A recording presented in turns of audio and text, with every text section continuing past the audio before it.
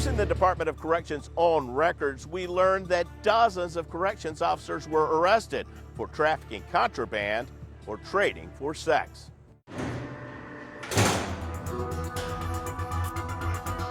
This is Florida Department of Corrections video from a recent raid.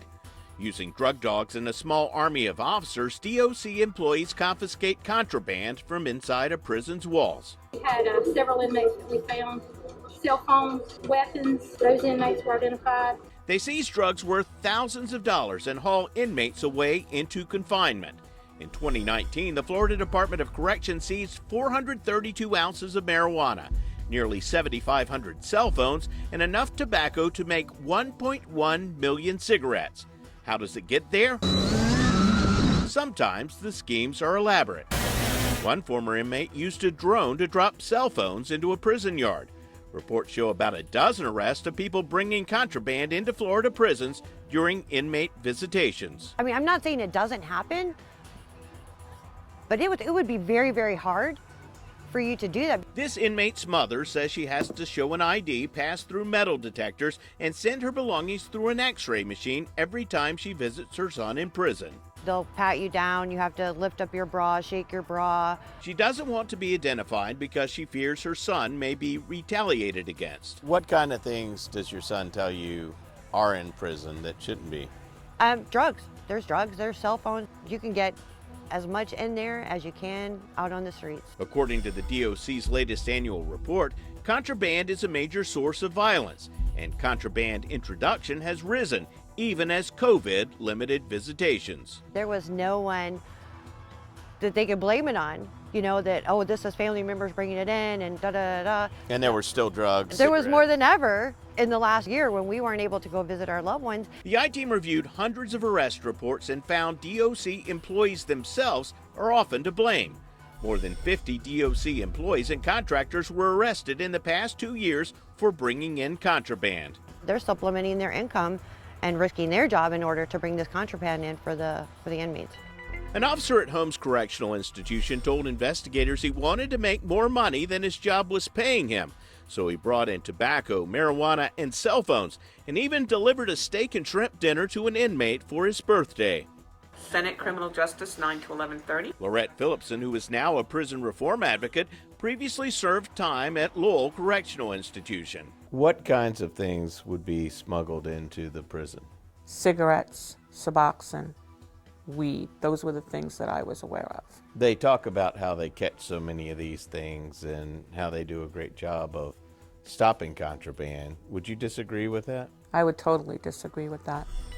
One employee smuggled cigars in his socks. Another used a frozen microwave meal box to bring in 2 hotspots, batteries, and hair clippers. And another prison employee hid drugs wrapped in electrical tape inside her body. There was one officer, a female officer, who worked the gate. She was bringing in water bottles daily, but they were actually bottles filled with vodka. Lorette says almost anything was available for a price, including cigarettes, which sold in prison for $5 each. You would arrange for your family to send a money order, a $100 money order to a P.O. box. And when he got that money order, then he would bring in the pack of cigarettes, and then they would be brought to you. Corrections officers also accepted payments using Cash App, Western Union, and PayPal, according to reports. A Columbia Correctional Institution officer received 97 wire transfers totaling $36,250 for cigarettes and cell phones. An officer at Appalachia Correctional Institution received 28 wire transfers for $12,000. And an officer at the Northwest Florida Reception Center received 50 Cash App payments for more than $19,000. The mother says a corrections officer even tried to extort her son. He had called and he said, Mom, I need you to send some Western Union money to some certain person. And I was like, can't do that. And I was like, what's this for? I mean, because it's not the normal way of putting money on his commissary.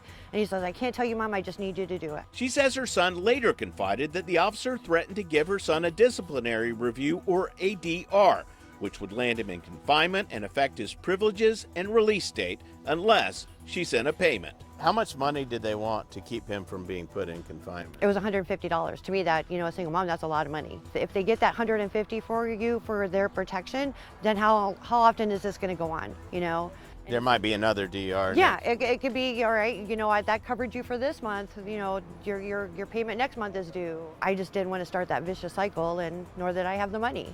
But all payments didn't come in the form of cash. There was a lot of trading for sex, whether it be cigarettes or drugs. So there are price tags for different sex acts. Correct. It could be perfume, it could be makeup, could be a watch. Laurette says inmates and officers having sex wasn't a secret. Sometimes women got pregnant. Some didn't hide the fact they were in a relationship with the women inside. More than a dozen arrest reports show inappropriate relationships between officers and inmates. Among the worst, 2 officers from Lowell were arrested last year after their DNA matched samples female inmates saved on pieces of clothing. A teacher at Florida State Prison was arrested after his DNA matched a rape kit sample from a female inmate. And a female officer at Liberty Correctional Institution was arrested after she was caught on video performing a sex act on a male inmate. I believe we're close to the boiling point. Coming up, we're basically